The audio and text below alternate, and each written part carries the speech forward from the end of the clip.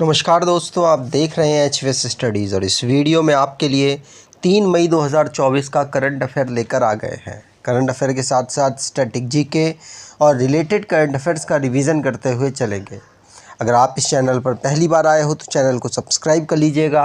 Video अच्छी लगे तो वीडियो लाइक करके ज़रूर जाइएगा। लास्ट में आपके लिए क्विज़ रखा है, उस क्विज़ को ज़रूर सॉल्व कीजिएगा। चलिए बात करते हैं लास्ट डे के क्विज़ की।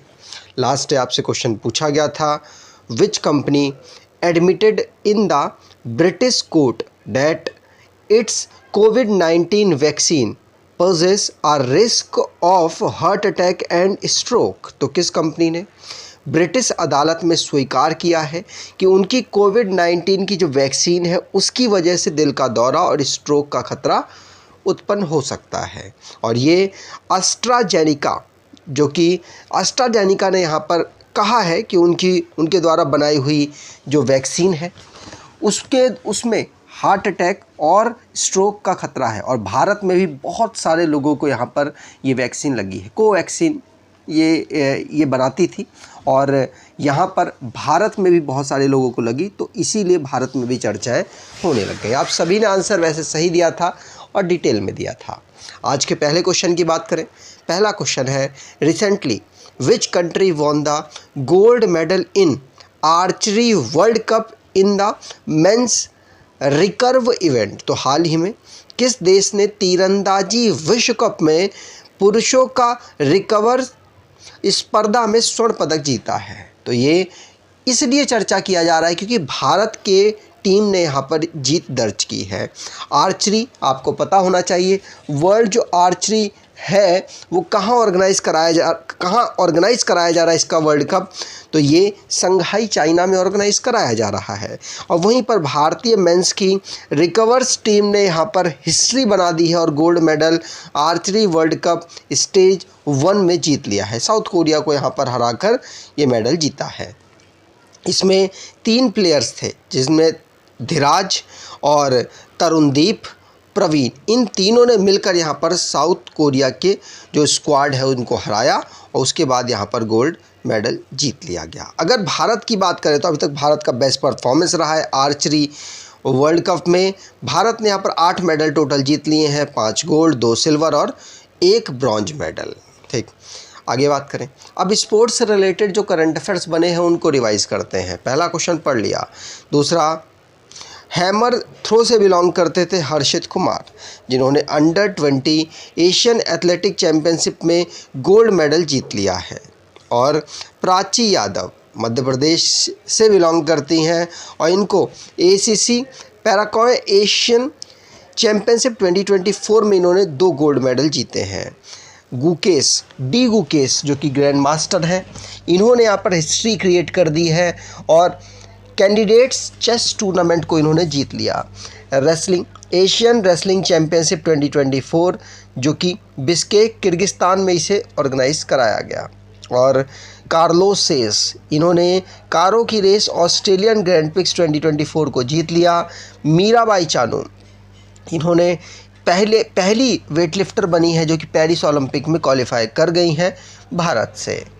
अगला question, recently India and Croatia conducted the 11th session of foreign office consultation eight which place. तो हाल ही में भारत और क्रोएशिया ने विदेश कार्यालय परामर्श का 11वां सत्र किस स्थान पर आयोजित किया है?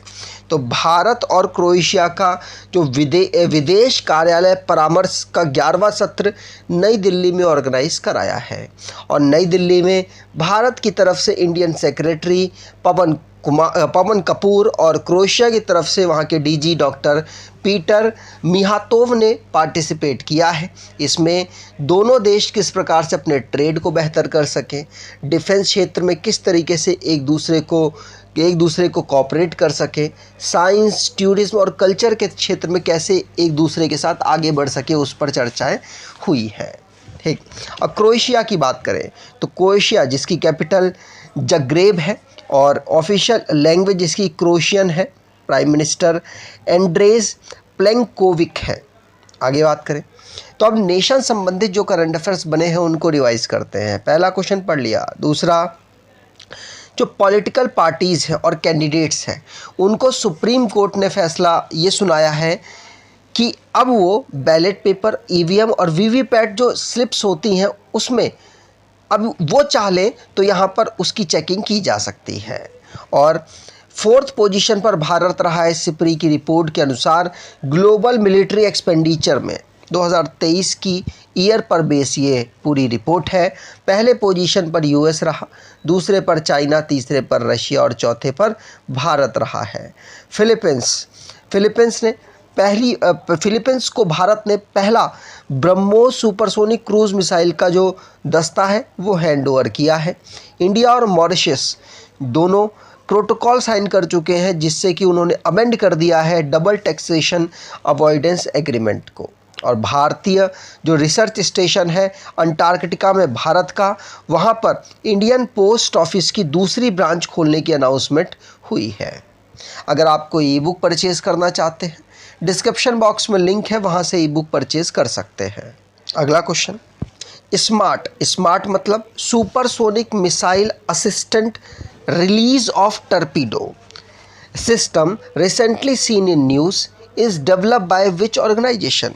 तो स्मार्ट जो कि खबरों में अभी रिसेंटली में रहा है, इसे किसके द्वारा विकसित किया गया है? ये एक प्रकार का supersonic missile assistant release of torpedo है। ये डीआरडीओ के द्वारा यहाँ डेवलप किया गया, विकसित किया गया और डीआरडीओ ने इसको 1 मई 2024 को यहाँ पर इसका सक्सेसफुली टेस्ट किया है। वो कहाँ पर किया है? तो उड़ीसा के coast doctor APJ Abdul Kalam island में किया है। ध्यान रखिएगा, पूछा जा सकता है। डिफेंस मिनिस्टर और डीआरडीओ के जो chief doctor Sameer V Kamat हैं, उन्होंने यहाँ पर दोनों इस सफलता के लिए डीआरडीओ को बधाई दी है।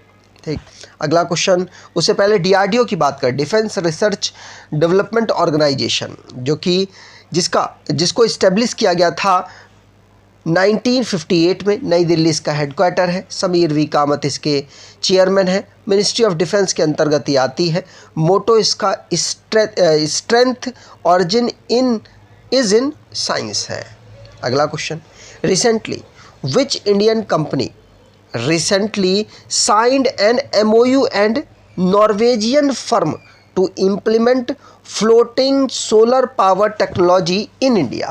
तो हाल ही में किस भारतीय कंपनी ने भारत में फ्लोटिंग सौर ऊर्जा प्रौद्योगिकी को लागू करने के लिए नॉर्वेजियन फर्म के साथ एक समझौते ज्ञापन पर हस्ताक्षर किया है? तो भारत की NHPC लिमिटेड, ये भारत सरकार के द्वारा ओन्ड कंपनी है जिसने यहाँ पर इस टेक्नोलॉजी को, जिससे कि हाइड्रो पावर डेवलप किया जा सके भारत में और बेहतर तरीके से, नॉर्वेजियन टेक फर्म के साथ यहाँ पर साइन अप किया है। और जो हाइड्रो पावर है वहाँ पर फ्लोटिंग सोलर सिस्टम भी लगाया जा सके, जिससे कि जो पानी से एनर्जी उत्पन्न हो रही है उसी में साथ साथ सन का भी यूज़, जो उसके ऊपर सन पड़ रहा है उस सन का भी यूज़ किया जा सके। तो NHPC लिमिटेड भारत सरकार के अंदर आने वाली एक कंपनी है जो कि सस्टेनेबल डेवलपमेंट और रिन्यूएबल एनर्जी के क्षेत्र में काम करती है। ये सोलर, विंड और ग्रीन हाइड्रोजन प्रोजेक्ट पर काम करती है। अगला question, what is Sierra Madre recently seen in news. तो सिएरा माद्रे क्या है जो खबरों में रहा? ये एक लैंडिंग शिप है। क्या है? जिसके ऊपर लैंड किया जा सकता है। कोई भी, मान लीजिए अगर एयरक्राफ्ट आता है वो इसमें लैंड कर सकता है, तो एक प्रकार का लैंडिंग शिप है। अभी रिसेंटली चर्चाओं में क्यों रहा? क्योंकि चाइना ने यहाँ पर बोला है फिलीपींस को कि आप इसको यहाँ पर इसको हटा ले, जो सिएरा माद्रे शिप है इसको रिमूव कर दे। तो अभी फिलीपींस ने यहाँ पर मना कर दिया। और जो वियतनाम है, वियतनाम के जो वॉर था 1944 में, उसमें वियतनाम का इसने सपोर्ट किया था और बाद में इसको फिलीपींस भेज दिया गया 1976 में। और फिलीपींस ने यहाँ पर साउथ चाइना सी में इसे डिप्लॉय कर रखा है, इसीलिए चाइना इसको हटाने की बात कर रहा है। यहाँ पर चाइना की बात करें तो चाइना, जिसकी कैपिटल बीजिंग है और यहाँ के प्रेसिडेंट शी जिनपिंग है, भारत के साथ 5 5 राज्य और यूनियन टेरिटरी के साथ बाउंड्री बनाता है। 4 उसमें से राज्य हैं, 1 यूनियन टेरिटरी है। फिलीपींस की बात करें, मनीला इसकी कैपिटल है। प्रेसिडेंट इसके बोंग बोंग मार्कोस है। करेंसी यहाँ की फिलीपींस पेशो है। आगे अगला question, recently which organisation has censored a study on the impact evaluation of geographical indication product. तो हाल ही में किस संगठन ने भौगोलिक संकेत उत्पादों के प्रभाव मूल्यांकन पर एक अध्ययन को मंजूरी दी है? तो ये मंजूरी किसको? नाबार्ड को मिली है, जो कि भौगोलिक संकेतक उत्पादों के जो प्रभाव हैं अब उनको यहाँ पर उनके डेटा को इकट्ठा करेगा और पता करेगा कि जीआई टैग जिनको मिला है उससे कितना बेनिफिट उस एरिया या उस लोकल जो संस्थाएं हैं उनको मिला है। तो नाबार्ड, जो कि national bank for agriculture and rural development इसकी फुल फॉर्म है, ये एग्रीकल्चर और रूरल डेवलपमेंट में के लिए वहाँ पे किसानों और वहाँ के जो लोग हैं उनको लोन प्रोवाइड कराता है। अब ये इवोल्यूशन करने वाला है जीआई टैग कि जो प्रोडक्ट्स हैं उन्होंने किस प्रकार का उस एरिया में परफॉर्मेंस किया है। इकोनॉमिक ग्रोथ और एम्प्लॉयमेंट और अदर इसके फैक्टर्स होने वाले हैं। नाबार्ड की बात करें तो नाबार्ड को 1982 में फाउंड किया गया था और साजी केवी इसके चेयरमैन हैं। मिनिस्ट्री ऑफ फाइनेंस के अंतर्गत ये आता है। अगला question, Ruang volcano recently seen in the news due to eruption is located in which country? तो हाल ही में विस्फोट के कारण खबरों में रहा रुआंग ज्वालामुखी किस देश में स्थित है? तो रुआंग ज्वालामुखी ये इंडोनेशिया में स्थित है और अभी रिसेंटली में ये इरप्ट हुआ है जिसकी वजह से चर्चाओं में आ गया है। तो इंडोनेशिया के माउंट रुआंग वल्केनो जो कि अभी मल्टीपल टाइम इरप्ट हुआ है और हाई अलर्ट पे वहाँ की जो लोकल अथॉरिटीज़ हैं उन्होंने कर दिया है वहाँ के आसपास के लोगों को और लगभग 6000 लोगों को वहाँ से दूर किया गया, वहाँ से हटाया गया है। इंडोनेशिया की बात करें, जकार्ता इसकी कैपिटल है। इंडोनेशियन रुपी यहाँ की करेंसी है और जोको विदोदो यहाँ के प्रेसिडेंट है। ऑफिशियल लैंग्वेज इंडोनेशियन है। आगे अगला question, what is K218B recently seen in news? तो हाल ही में खबरों में रहा K218B क्या है? तो K218B ये एक प्रकार का एक्सोप्लैनेट है।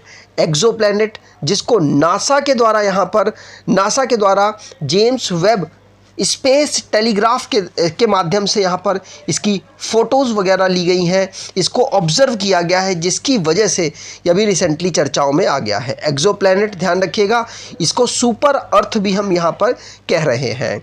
इसको 2015 में डिस्कवर किया गया था और लगातार इसको ऑब्ज़र्व किया जा रहा है। इस पर निगाहें नासा के द्वारा रखी जा रही हैं।